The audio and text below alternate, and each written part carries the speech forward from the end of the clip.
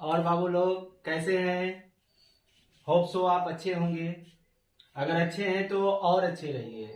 मैं आपका educators mentors that is Ravi Singh Rathore, Rathore classes Varanasi. मेरा एक ही लक्ष्य है कि आपका कॉन्सेप्ट्स बिल्डअप हो, मतलब कैसे डे बाय डे कॉन्सेप्ट्स बने, नॉट ट्रिक्स एंड टिप्स।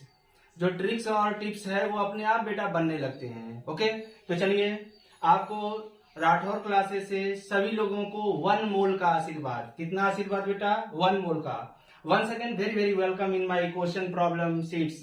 तो आपके सामने ये प्रॉब्लम दिए गए हैं, इन क्वेश्चंस को ट्राई करेंगे। आप वीडियो को पॉज करें, आराम से क्वेश्चन को ट्राई करें, फिर मैं उसका सोल्यूशन बता रहा हूं। ओके, चलिए। तो होप सो बेटा आप क्वेश्चन कर लिए होंगे, जरूर क्वेश्चन पहले कर लेंगे तब आंसर देखेंगे, ठीक है? मैं मान रहा हूं कि होप सो आप क्वेश्चन कर लिए होंगे। ये सब एकदम आईआईटी और नीट और जेई एडवांस के लिए इंपॉर्टेंट है बेटा, इसलिए मैं क्वेश्चन के थ्रू समझा रहा हूं। What is the purification? अभी जेंडाल मेथड पढ़ेंगे, ड्यूमास मेथड पढ़ेंगे, ये सब जो है आपको लिसाइंजेस टेस्ट क्या होते हैं सब देखा जाएगा। तो best problem based on purification. First question का रहा है कि which of the following is a type of partition chromatography. अभी जस्ट हम लोग पढ़ेंगे, इस पांच क्वेश्चन करने के बाद क्रोमेटोग्राफी पढ़ेंगे, लेकिन हम मान के चल रहे हैं कि कुछ पढ़े होंगे 11th में। तो that is the which of the following is a type of partition chromatography. देखो क्रोमेटोग्राफी मेरे को दो तरह से होते हैं। One is the basis of the adsorption and bases of partition. Adsorption के बेसिस पे दो तरह के होते हैं, याद करेंगे, thin layer chromatography and column chromatography. Partition के आधार पे होता है that is the paper chromatography. तो पहले का आंसर बन के आ गया ए पार्ट, पेपर क्रोमेटोग्राफी। जब हम लोग क्रोमेटोग्राफी पढ़ेंगे तो वहां जो मिक्सचर्स होते हैं वो आपका मोबाइल फेज में मूव करते हैं। The relative adsorptions of each component of a mixture can be determined by using in chromatography. वहां लिख देना होगा इन क्रोमेटोग्राफी। तो क्रोमेटोग्राफी में कौन सा मेथड्स होता है जिसके द्वारा हम लोग एडजॉर्प्शन कितना हुआ उस पर हम लोग बात करेंगे, because chromatography is based on adsorption. बेटा क्रोमेटोग्राफी किस पे बेस्ड है? एडजॉर्प्शन पे। तो वहां हम लोग पढ़ेंगे रिटार्डेशन फैक्टर्स। आरएफ का पूरा क्या नाम है? Retardation factor. अभी जस्ट पढ़ेंगे, ये सब एनसीईआरटी में है, कहीं आकाश पाताल से नहीं बता रहे हैं। रिटार्डेशन फैक्टर्स, ठीक है? तो फर्स्ट का आपका ए पार्ट, सेकेंड का क्या हो गया? C part. नेक्स्ट क्वेश्चन पढ़ेंगे। क्वेश्चन ढंग से पढ़ने आना चाहिए। पढ़िए question. It is very good question, it is very good question. वहां वेरी गुड लगा देंगे, आने का संभावना 100% है। Most of the hydrocarbon and petroleum are obtain by. तो कहा गया था कि जो पेट्रोलियम प्रोडक्ट्स होते हैं like diesel, kerosene oil, petrol, ये हाइड्रोकार्बन्स होते हैं और ये लगभग नजदीक होते हैं। मतलब जैसे इसमें प्रोपेन, ब्यूटेन भी आ जाते हैं, एलपीजी वगैरह भी आ जाते हैं, तो हम कहेंगे पेट्रोलियम प्रोडक्ट, इसमें सब आ जाएंगे। तो इनकी बॉइलिंग पॉइंट का डिफरेंस बहुत कम होता है।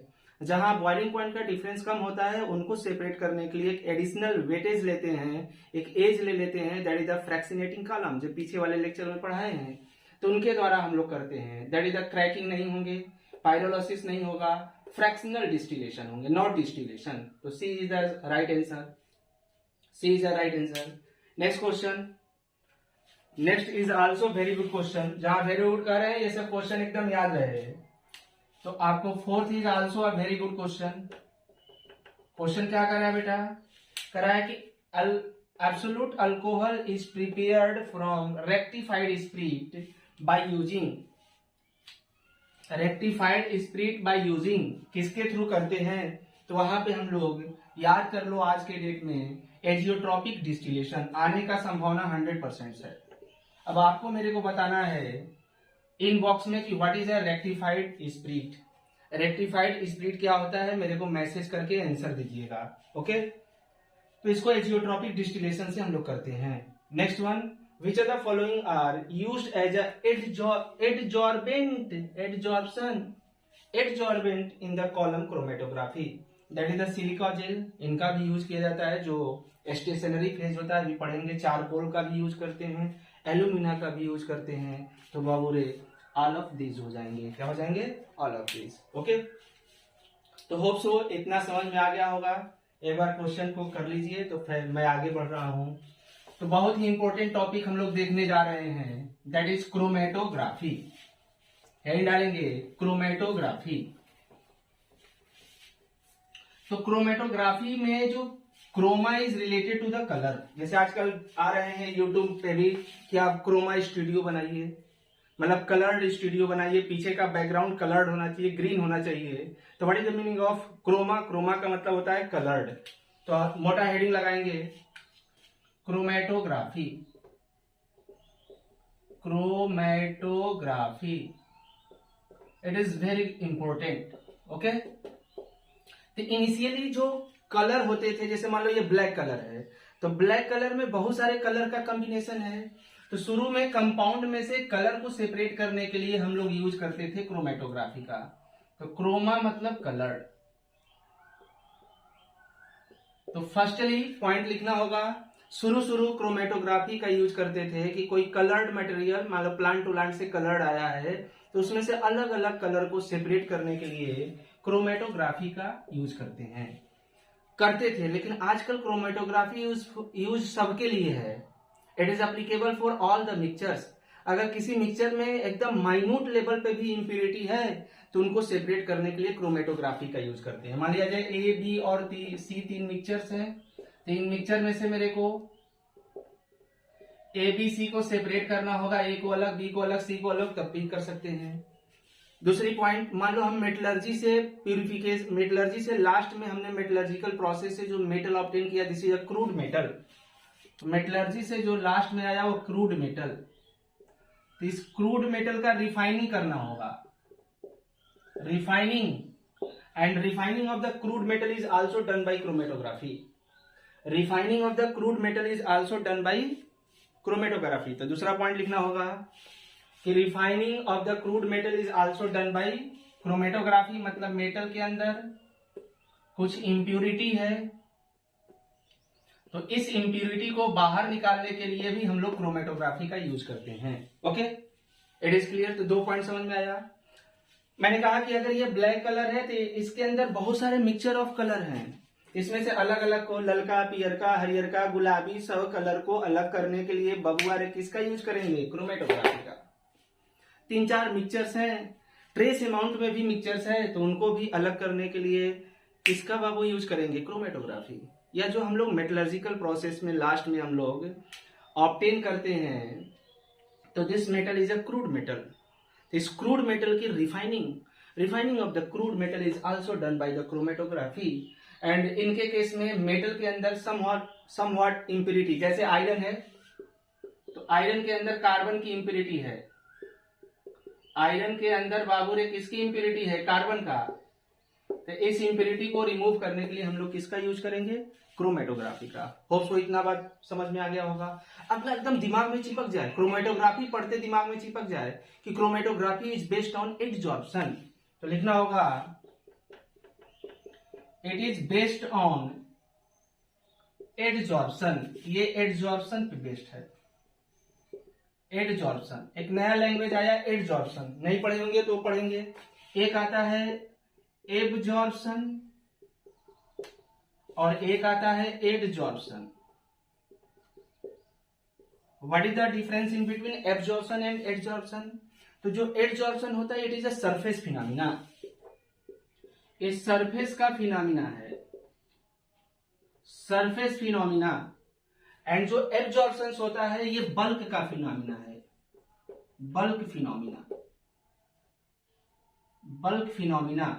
ओके, तो ये पूरे बल्क की फिनोमिना है, जबकि ये सरफेस की फिनोमिना है। मतलब अगर कोई सरफेस है, मान लो कि ये प्लेटिनम है, ये आपका प्लेटिनम है, तो इसके सरफेस पे आकर के केवल ऊपर सरफेस पे आकर के हाइड्रोजन गैस चिपक गया, इसके ऊपर हाइड्रोजन गैस आकर के चिपक गया केवल सरफेस पे बाबू रे, सरफेस पे ये हाइड्रोजन गैस आ गए। कैसे आते हैं? सरफेस केमिस्ट्री में पढ़ेंगे। It is a adsorption. तो जिस पे चिपकता है उसको एडजॉर्बेंट, जिस पर चिपकता है उसको क्या बोलते हैं? एडजॉर्बेंट। और जो चिपकता है उसको क्या बोलते हैं? एडजॉर्बेट। तो 2 लैंग्वेज है, एडजॉर्बेंट और एडजॉर्बेट, दोनों में डिफरेंस आना चाहिए।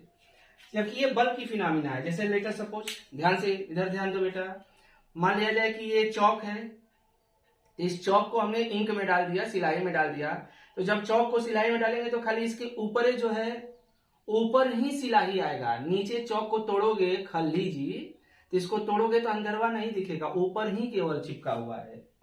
जबकि यही कोई स्पंज वगैरह है, रुई हुई है, इसको अंदर डाल दो तो पूरा सोख लेता है, उसको पूरा सोख लेगा, आर पार हो जाएगा।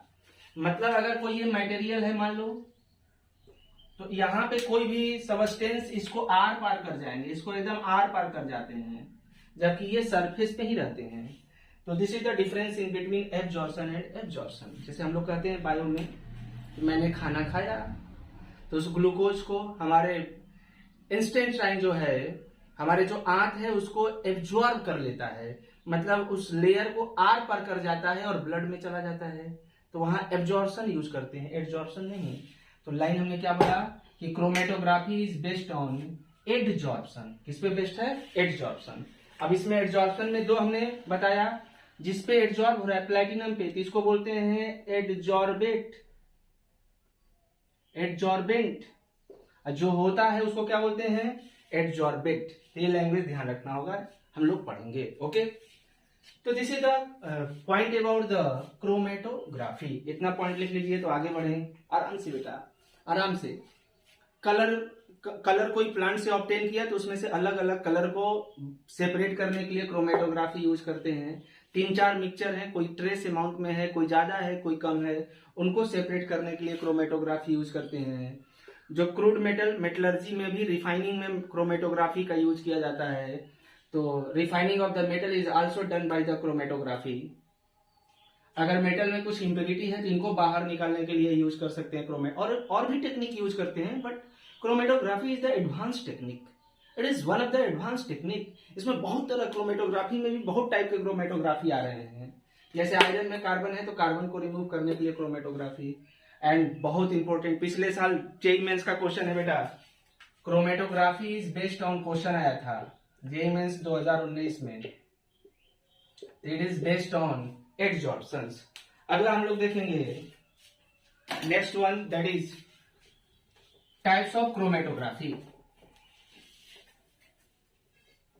तो होप सो आपको एडजॉर्प्शन और एब्जॉर्प्शन समझ में आ गया होगा। जब प्लैटिनम पे हाइड्रोजन एडजॉर्ब हो जाते हैं, ऊपर चिपक जाते हैं, तो इसी को ऑक्लूजन बोलते हैं। ऑक्लूजन, क्या बोलते हैं? ऑक्लूजन। ये सब सरफेस केमिस्ट्री भी हम पढ़ाएंगे यूट्यूब पे। तो टाइप्स ऑफ क्रोमेटोग्राफी, अगला हेडिंग लगाएंगे टाइप्स ऑफ क्रोमेटोग्राफी। तो क्रोमेटोग्राफी आपका मेनली दो तरह से होते हैं। One is the based on adsorption, based on absorption, adsorption पे बेस्ड। एंड नेक्स्ट बेस है on partition,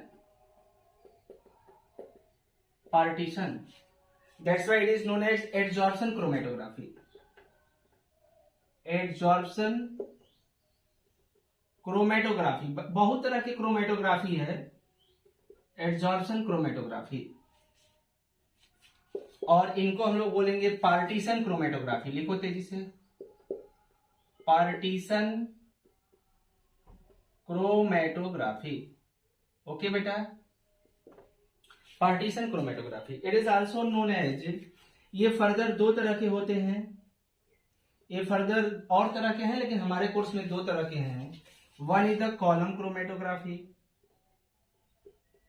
column chromatography, and another is a thin layer chromatography, TLC, thin layer chromatography, thin layer chromatography. Partition chromatography में बेटा आता है, वहां थोड़ा सा एक स्पेशल टाइप का हम लोग पेपर यूज करते हैं, cellulose paper, cellulose paper use करते हैं, तो इनको हम लोग कहते हैं paper chromatography, paper chromatography, paper chromatography, इसके एग्जाम्पल हो जाएंगे। तो सॉरी हाँ, एडजॉर्प्शन क्रोमेटोग्राफी का हो गया कॉलम एंड थीन लेयर, और पेपर पार्टीशन क्रोमेटोग्राफी का क्या हो गया? Paper chromatography. इसलिए इनको कभी कभी हम लोग, it is also called solid liquid chromatography, solid liquid chromatography. ये सब क्वेश्चन आए हुए हैं बेटा। It is also known as solid liquid chromatography and इनको हम लोग बोलते हैं liquid liquid chromatography. It is also called liquid liquid chromatography. इनको बेटा क्या कहते हैं? लिक्विड। इसके अलावा है नहीं, लेकिन आगे चल के और भी क्रोमेटोग्राफी पढ़ना है, और भी है like gas phase chromatography, gas phase chromatography. इनका यूज सबसे ज्यादा बायो में लैब टेक्नीशियन जो है वो ज्यादा यूज करते हैं इस क्रोमेटोग्राफी का। जैसे यूरिन में आपने कोई ड्रग्स वगैरह पी लिया, सिगरेट वगैरह पी लिया, तो आपके यूरिन में और ब्लड में हमें पता लगाना है कि निकोटीन है कि नहीं, तो क्रोमेटोग्राफी का यूज कर सकते हैं। कोई हमने दवा खाया है और वो दवा हमारे शरीर में कोई पॉइजनस हो गया है, या किस तरह का मेडिसिन खाए हैं कि शरीर एब नॉर्मल हो गया, तो कोई मेडिसिन का पता लगाना है तो ब्लड सैंपल लेते हैं, यूरिन सैंपल लेते हैं, और इस क्रोमेटोग्राफी का हेल्प से हम लोग उसके अंदर कौन सा मेडिसिन हमारे ब्लड में चला गया है, जाने को तो सब जाते हैं लेकिन कौन सा है उनका पता लगाते हैं। तो इस chromatography is use in the pharma industry. जब आप फार्मा पढ़ेंगे मेडिकल कोर्स में तो बहुत ज्यादा यूज होगा। इनका यूज जो है बहुत इंपॉर्टेंट है आपका केमिस्ट्री में, बायो में, तो ये सब ध्यान रखना होगा। तो टाइप्स ऑफ क्रोमेटोग्राफी में हमने बोला कि बेस्ड ऑन एडजॉर्प्शन के आधार पे दो तरह की क्रोमेटोग्राफी हो गया, column chromatography and thin layer chromatography. और पार्टीशन के आधार पे भी बाबू रे पेपर क्रोमेटोग्राफी। इनको हम लोग सॉलिड लिक्विड क्रोमेटोग्राफी अभी पढ़ेंगे on the basis of mobile phase and stationary phase के आधार पे। मोबाइल फेज क्या है, स्टेशनरी फेज क्या है, उसके आधार पे सॉलिड लिक्विड क्रोमेटोग्राफी, और इनको बोलते हैं liquid liquid chromatography. Okay, hope so इतना लिख लिए होंगे। एक बार लिखेंगे बेटा, एक बार पॉइंट को लिखेंगे और वहां लिख लेना होगा क्रोमेटोग्राफी इज एप्लीकेबल फॉर सभी मिक्सचर को सेपरेट करने के लिए। मेटलर्जी में भी यूज करते हैं। बहुत ढंग से समझना है, ये सब छोटे छोटे चैप्टर्स ऐसे हैं कि झोला भर के नंबर आ रहे हैं, तो उन्हीं को हम यूट्यूब पे पढ़ाना चाह रहे हैं, और सब तो कॉन्सेप्चुअल हम लोग कोचिंग में पढ़ेंगे ही। अगला देखो ध्यान से, next column chromatography. Column chromatography heading डालेंगे बेटा, कॉलम क्रोमेटोग्राफी। ओके, अपूर्व हेडिंग डालिए अच्छे से। रश्मि बेटा ढंग से इसको करिए, कॉलम क्रोमेटोग्राफी। पूछा जाएगा कि what is the column chromatography, ये क्या होता है, इससे कैसे सेपरेट करते हैं, उसी को सीखते हैं। तो जब हम लोग कॉलम क्रोमेटोग्राफी, मान लो 3 मिक्सचर है, ए और बी 2 ही मिक्सचर है, इनको सेपरेट करना है। मान लो एग्जांपल के तौर पे ए और बी को सेपरेट करना है, सेपरेट करना है। तो अगर ए और बी को सेपरेट करना है तो हम लोग कॉलम क्रोमेटोग्राफी का यूज करेंगे। ओके, इसके लिए हम लोग पहला बात करते हैं कि कॉलम प्रिपरेशन करते हैं। फर्स्ट स्टेप होता है preparation of column. First step is the preparation of column. अच्छा, कॉलम का प्रिपरेशन बेटा कैसे करते हैं, हाउ? तो कॉलम के प्रिपरेशन के लिए हम लोग करते क्या है कि एक ऐसे आपका ग्लास का होता है, एक ग्लास का बना हुआ, मान लिया जाए दिस इज द ब्यूरेट है। एक ग्लास का बना हुआ है, ऊपर खुला रहता है, नीचे टोटी लगा रहता है। जब लैब में जाएंगे तो वॉल्यूम मेजर करने के लिए यूज किए जाते हैं ब्यूरेट। तो burette is a long glass tube. तो ब्यूरेट एक लेते हैं। What is the burette? Burette is the long glass tube. Long glass tube लेते हैं, लेकर के इनको वॉश करते हैं कि कोई इंप्यूरिटी ना रहे, यानी कि ए और बी को सेपरेट करना है, एक नए इंप्यूरिटी इसमें रह जाए, तब तो खतरा है ना रे, क्या है, खतरा है। तो इसको वॉश करते हैं, थोड़ा देर के लिए ड्राई करते हैं। तो मैंने एक ब्यूरेट ले लिया, long glass tube, that is the burette. ऐसे होता है बेटा, ये आपका ब्यूरेट है मान लिया जाए,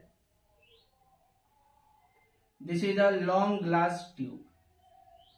और यहां हम लोग लगा देते हैं टोटी, इसको बोलते हैं आउटलेट। आउटलेट।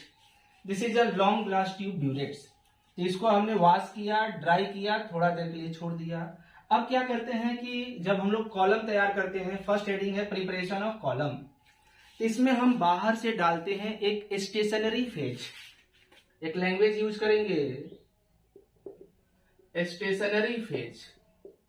स्टेशनरी फेज का मतलब है कि रुका हुआ फेज, स्टैटिक है, not dynamic. Static phase that is the रुका हुआ, ये रुका हुआ होगा और इसी पे एडजॉर्प्शन होगा, यही एडजॉर्ब करेगा।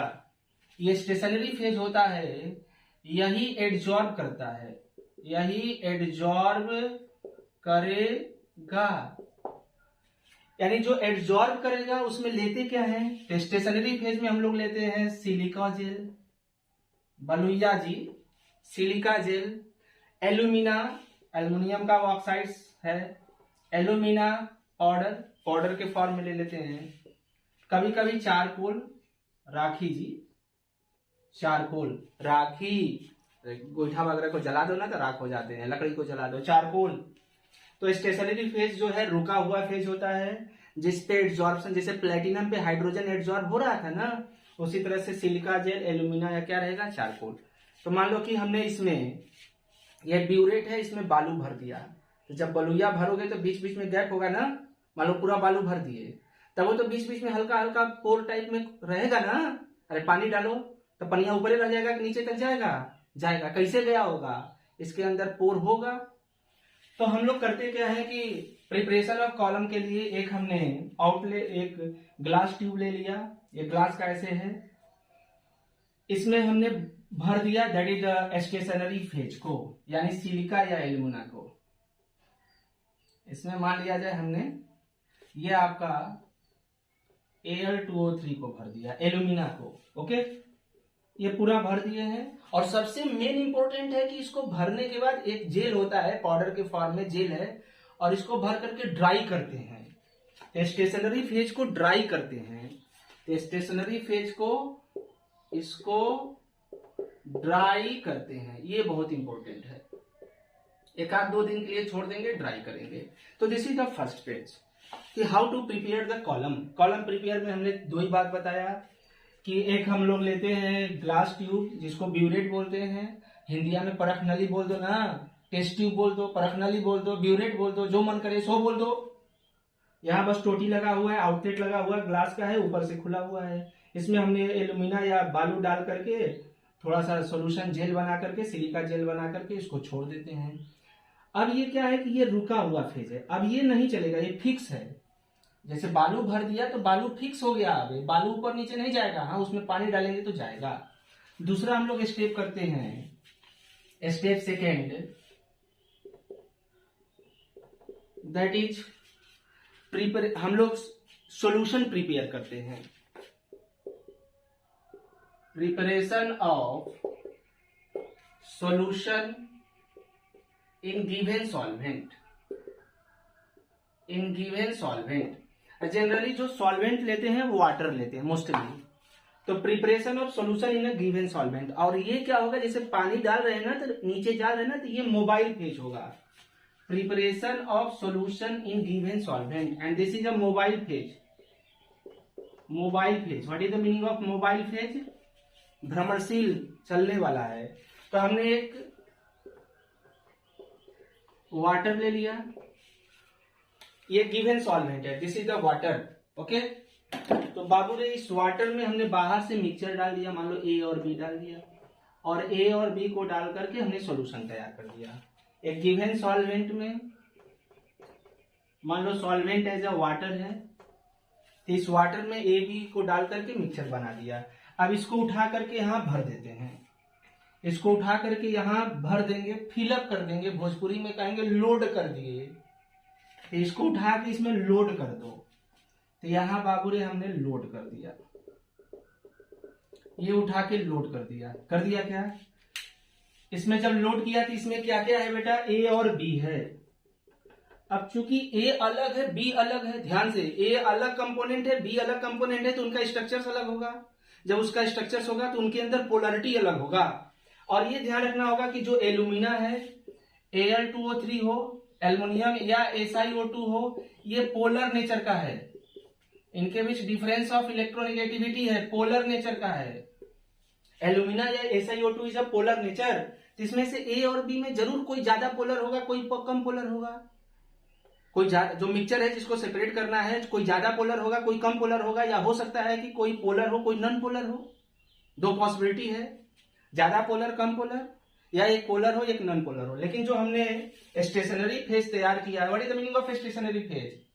जो एल्यूमिनियम बलुइया जो डाल दिए हैं वो अब रुका हुआ है, तो इसमें A और B डाल दिया और ये पोलर नेचर का है, तो पोलर पोलर को अट्रैक्ट करता है। मान लो, माना लेट A पोलर है और B नॉन पोलर है। A क्या है बेटा? पोलर, और B क्या है? Non polar. या हो सकता है कि एक की पोलरिटी ज्यादा, एक की पोलरिटी कम।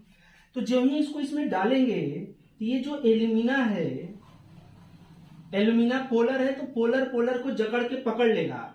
तो यहां A को जकड़ के पकड़ लेगा, यहां A ज्यादा जो है यहीं एड्जॉर्ब हो जाएगा, जबकि B जो है, A भी जाएंगे नीचे, B भी जाएंगे नीचे, लेकिन B ज्यादा सरक जाएगा, क्योंकि B जो है इसमें स्टेशन मोबाइल फेज है, तो ये ज्यादा नीचे चले जाएंगे, और इस प्रकार से A और B सेपरेट हो जाएंगे।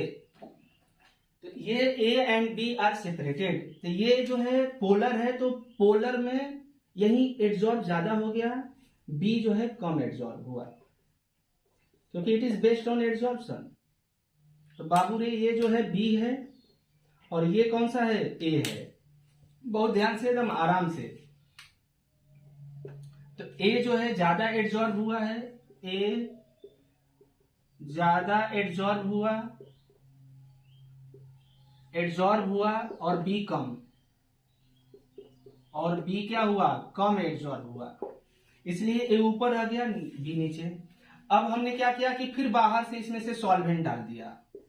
थोड़ा सा जो सॉल्वेंट प्रिपेयर किए थे सॉल्यूशन बनाने के लिए, जो सॉल्वेंट प्रिपेयर किए थे उसी को डाल दिए। उसको डालेंगे तो ये लोड लेगा, और ग्रेविटेशनल फोर्स भी है, ऊपर से लोड लेगा, तो ये नीचे सरकेंगे, ये थोड़ा नीचे सरकेगा, B और नीचे सरकेगा। एक समय ऐसे आएगा कि ये भ्रमणशील मोबाइल फेज, जो ये सॉल्यूशन है, ये मोबाइल फेज है, तो सरकते सरकते नीचे आ जाएगा और इनमें गैप बढ़ने लगेगी। तो ये ऐसे दिखेगा। एक बार फिर से बना देते हैं। दिस इज अ ब्यूरेट, ये आउटलेट्स है, आउटलेट। ये आपका हमने क्या बनाया था बेटा? Stationary phase. इसमें हमने बाहर से लोड कर दिया, तो A भी थोड़ा नीचे जाएगा, B भी नीचे जाएगा। तो ये हल्का सा नीचे गया, और लेकिन B ज्यादा नीचे जाएगा, क्योंकि ये एड्जॉर्ब कम हुआ है। रेड कलर से दिखा रहे हैं, ये एड्जॉर्ब कम हुआ है। अब हम यहां पे ले लेते हैं रिसीवर ले लेंगे, टोटी खोलेंगे, और इसमें हमें धीरे धीरे हमें क्या मिल जाएगा? दैट इज द B मिल जाएगा। तो मेरे को B मिल जाएगा, फिर टोटी बंद कर देंगे, फिर धीरे धीरे A भी नीचे आएगा, क्योंकि मोबाइल फेज है, तो धीरे धीरे टोटी खेलेंगे, इसको हटा देंगे, फिर अलग से रिसीवर लाएंगे, उसमें किसको ले लेंगे? A को। इस प्रकार से A B C जितने भी होंगे, 3 होंगे तो 3 बैंड बनेंगे, 4 होंगे तो 4 बैंड बनेंगे। इस प्रकार से A B C को क्या कर लेते हैं? सेपरेट कर देते हैं। And this is one of the advance technique, that is the chromatography. तो होप सो समझ में आया होगा कि यहाँ खेला हो गया थोड़ा केमिस्ट्री का, कि ये जो हमने स्टेशनरी फेज लिया जिसपे एड्जॉर्प्शन होना है, ये पोलर नेचर का है, तो इसके अंदर, मिक्सचर के अंदर जो पोलर होंगे वो ज्यादा एड्जॉर्ब होंगे, वो ज्यादा ऊपर रहेंगे, जो एड्जॉर्ब कम होंगे वो नीचे जाएंगे। इसलिए हमने कहा कि ये ज्यादा एड्जॉर्ब हुआ है, अतः ये ऊपर रह गया। B कम एड्जॉर्ब हुआ तो वो नीचे चला गया, वो मोबाइल ज्यादा हुआ। B कम एड्जॉर्ब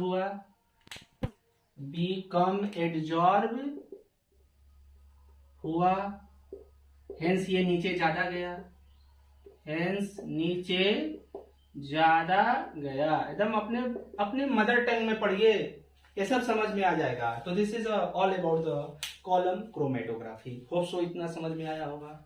एक बार छापेंगे बेटा, एक बार अच्छे से छापेंगे। अब ये जो तीसरा पॉइंट होता है, फर्स्ट पॉइंट हो गया preparation of column, second point हो गया preparation of solution in a given solvent, और ये तीसरा जो हमने रिसीवर लगा के निकाले हैं, तो ये थर्ड पॉइंट, थर्ड वही होता है इल्यूजन। इल्यूजन का मतलब इलुएट, ये जो आया है इसको इलुएट बोलते हैं, तो कहीं कहीं आ जाएगा। जो हमने ए बी को रिसीवर में लाए हैं इसको क्या बोलते हैं, इलुएट। तो इसमें स्टेशनरी फेज समझ में आ गया, मोबाइल फेज समझ में आ गया, इलुएट जो लास्ट में प्योर ए और बी ला रहे हैं उसको क्या बोलते हैं, इलुएट। होप सो इतनी समझ में आई होगी। मिटा दें क्या, बोलिए बेटा, एकदम क्लासरूम का फीलिंग करिए। वर्चुअल दुनिया में भी क्लासरूम का फीलिंग होना चाहिए। मैं थोड़ा ड्रामेटिक वे में इसीलिए पढ़ा रहा हूं कि आपको वो फील हो कि मैं दूर भी हूं लेकिन सर के पास भी हूं, दूर सही लेकिन पास है।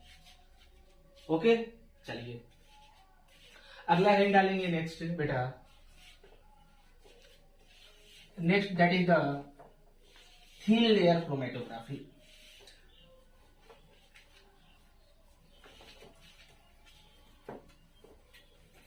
नेक्स्ट हेड डालेंगे थिन लेयर क्रोमेटोग्राफी, बहुत इंपॉर्टेंट, ये सबसे आ रहे हैं। Thin layer chromatography,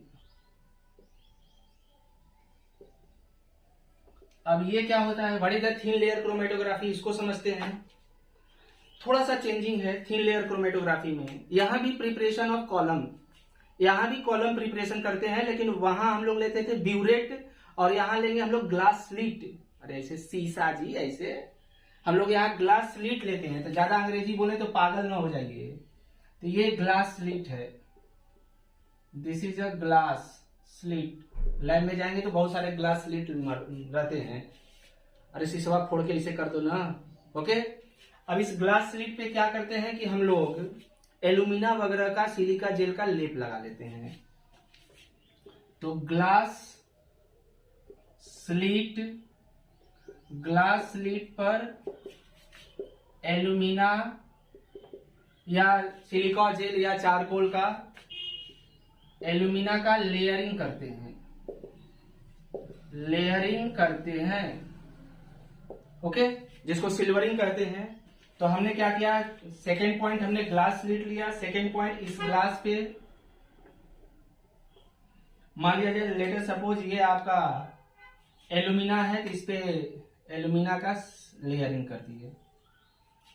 this is the हल्का सा Al2O3, हल्का सा 0.0 mm का लेयरिंग, एकदम हल्का सा 0.0 mm की लेयरिंग है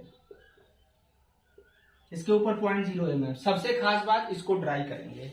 ये जो बना हुआ है इसे ड्राई करते हैं। ये ड्राई इज वेरी इंपॉर्टेंट, एक आध दो दिन के लिए छोड़ देंगे। ड्राई करने के बाद हम लोग क्या करते हैं कि इसके ऊपर बेस लाइन बनाते हैं।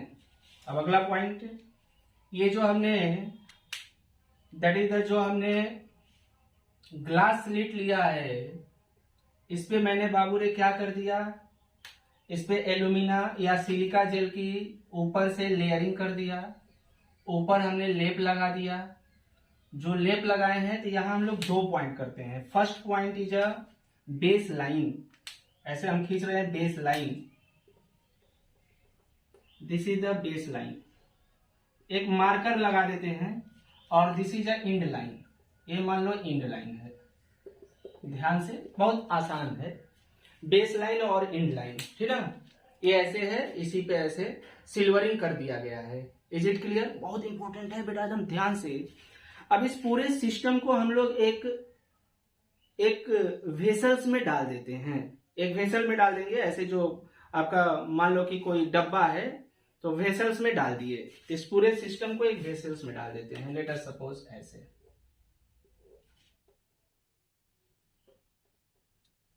ऐसे डाल दिए हैं। ओके, इस पूरे को हमने वेसल्स में डाल दिया। और जब हम जिसमें डाले हुए हैं उसमें भी सॉल्वेंट पानी, मोस्ट ऑफ द केसेस में सॉल्वेंट, तो यहां हम लोग सॉल्वेंट डाल दिए, मान लिया जाए this is the solvent. Okay, और ये क्या है, स्टेशनरी फेज है। अब ये जो हमने तैयार किया है, दिस इज अ कॉलम, इसी को बोलते हैं स्टेशनरी फेज। ये चलेगा नहीं, ये फिक्स हो गया, ड्राई कर दिए तो फिक्स हो गया, फिक्स हो गया। अब ये नहीं चलने वाला है, ये ऐसे ही है।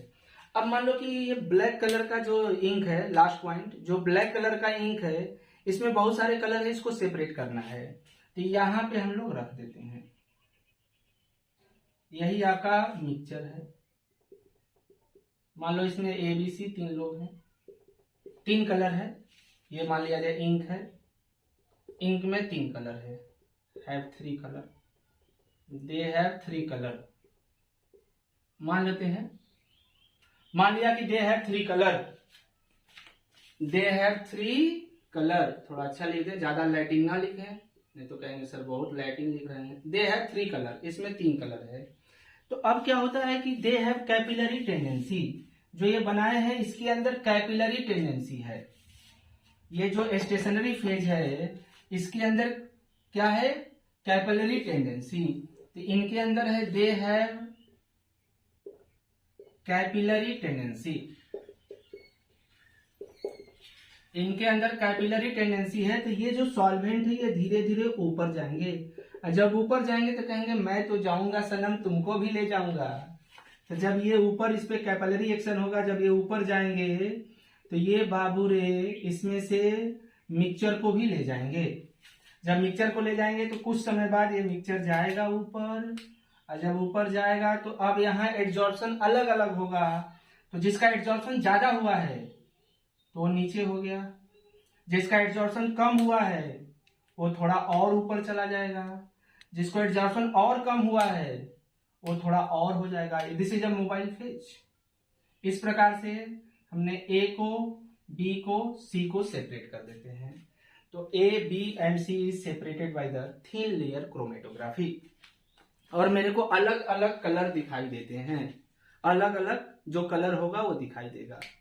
कभी कभी मान लो कि कलर नहीं दिखाई दिया, लास्ट पॉइंट, कभी कभी कलर नहीं दिखाई दिया, कभी कभी ये स्पॉट नहीं दिखाई देते हैं, कभी कभी स्पॉट नहीं दिखाई दिया। जब ये स्पॉट नहीं दिखाई देते हैं तो हम लोग थोड़ा एडिशनल वेटेज लेते हैं। तो वो कलर देखने के लिए हम लोग यूज करते हैं आयोडीन, आयोडीन सॉल्यूशन का यूज कर लेते हैं। बहुत इंपॉर्टेंट पॉइंट बता रहे हैं जी। कभी कभी अल्ट्रा वायलेट का यूज कर लेते हैं, इस पे अल्ट्रा वायलेट, मान लो ये कलर यहाँ तो दिख रहा है, काला, ब्लू, लाल दिख रहा है। कोई ड्रग्स हो गया यूरिन में, अब पता लगाना है तो नहीं दिख रहा है, कोई एमिनो एसिड है नहीं दिख रहा है कलर, तो उसके लिए हम लोग आयोडीन सॉल्यूशन में डाल देते हैं। या अल्ट्रा वायलेट लाइट का यूज, ये अलग अलग के लिए अलग अलग। या very very important, very very ninhydrin, third is a नीन हाइड्रीन,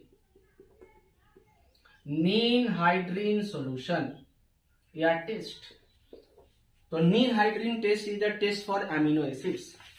इट इज अ, इस पे स्पॉट्स को पता, एमिनो एसिड्स के स्पॉट का पता लगाने के लिए हम लोग नीन हाइड्रीन सॉल्यूशन का यूज करते हैं। तो नोट पॉइंट में लिखना होगा कि एमिनो एसिड्स के स्पॉट का पता लगाने के लिए हम लोग नीन हाइड्रीन सॉल्यूशन का यूज करते हैं। इसको एकदम स्टार लगा दो, पूरा स्टार लगाइए।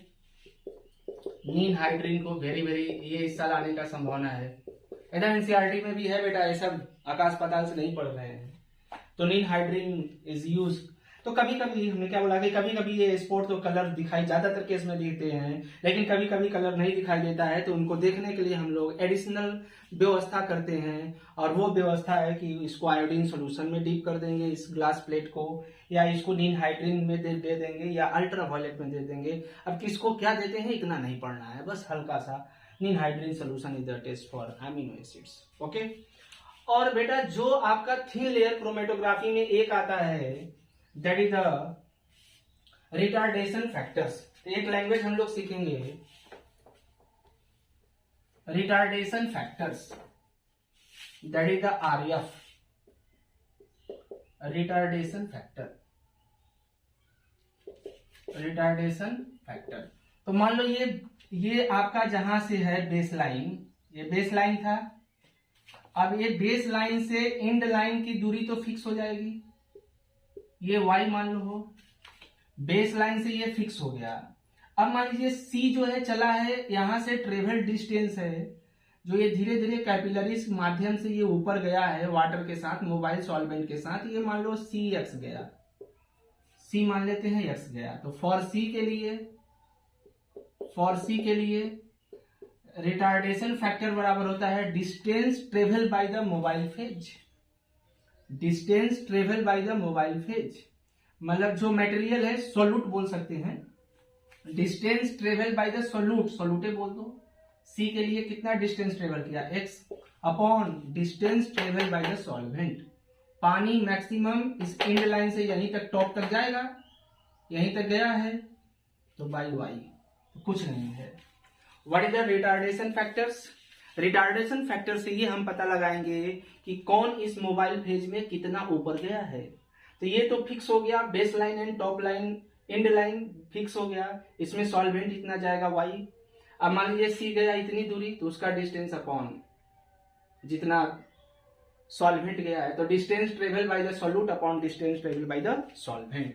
लिख देंगे distance travel bye solute upon distance travel bye solvent.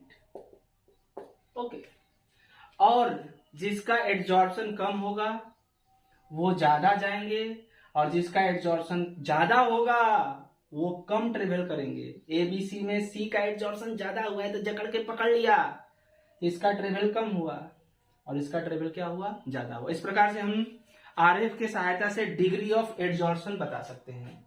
With the help of retardation factors आप बता सकते हैं degree of adsorption, degree of adsorption of solute ABC explain by retardation factors. तो degree of adsorption of the solute is explain by the adsorption factors. वे ABC में वे solute जिनका adsorption ज्यादा हुआ है तो उनका आरएफ कम आएगा, जिसका ज्यादा हुआ है तो ये कम ट्रेवल करेगा ना रे, तो ये वैल्यू कम आ जाएगी। तो जिनका ज्यादा हुआ है वो कम आएंगे, जिनका एड्जॉर्प्शन कम हुआ है मतलब ट्रेवल ज्यादा किया तो आरएफ की वैल्यू क्या आएगा, ज्यादा आएगा। इस पॉइंट को समझना होगा, this is very important.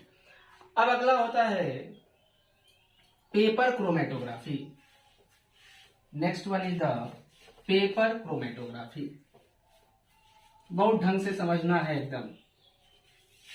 Paper chromatography तो कुछ नहीं है, पेपर क्रोमेटोग्राफी ये लाइट थिन लेयर होता है, लाइट थिन लेयर क्रोमेटोग्राफी ही होते हैं। बस इसमें क्या करते हैं कि जो कॉलम प्रिपेयर करते हैं ये सेलुलोज पेपर ले लेते हैं, इसमें कॉलम के लिए सेलुलोज पेपर, इसलिए इसका नाम है पेपर क्रोमेटोग्राफी। तो ये सेलुलोज पेपर, ये मान लो सेलुलोज पेपर, और this is a cellulose paper. इसमें हमने सिलिका जेल का लेप लगा दिया, दिस इज अ लेप ऑफ सिलिका जेल। फिर ड्राई करते हैं, कुछ समय के लिए छोड़ देंगे, यहाँ भी बेस लाइन और वो बनाएंगे, यहाँ रखते हैं, सेपरेट होता है। तो this is a paper chromatography. इसको आप एनसीईआरटी से जरूर पढ़ेंगे। ओके, तो this is all about the chromatography.